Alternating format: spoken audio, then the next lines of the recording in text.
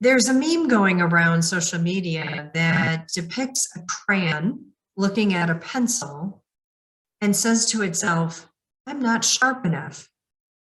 The pencil looks at the crayon and says to itself, I'm not colorful enough.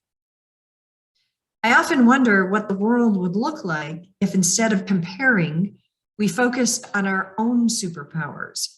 Well, this meme reminded me of a training session on human wiring that I was leading many years ago for one of my corporate clients. There was a woman who worked in accounting and who was drained at the end of each day. You see, her desk was located right next to the sales department. And the salespeople, preferring that face-to-face communication, would interrupt her during the day, thinking that they were just being nice and social. Well, this was frustrating for her, and she compared herself to them, wondering what was wrong that she wanted it quiet to focus on her work. Well, when I reviewed the innate needs of each human wiring element, she had an aha moment, and she even said, wow, there's nothing wrong with me.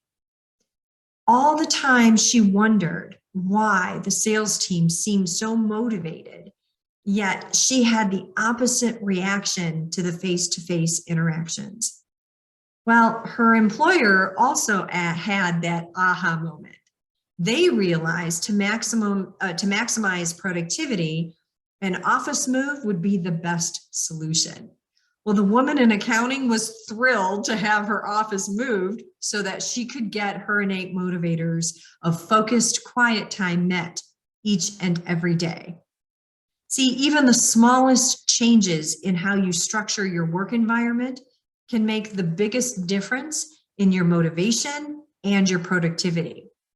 The smallest changes in how you manage other people's human wiring can also make the biggest difference in workforce engagement.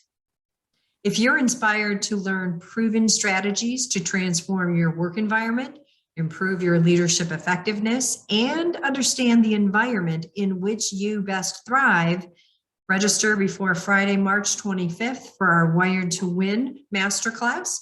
That's being held on March 31st and April 1st. More information on the link below.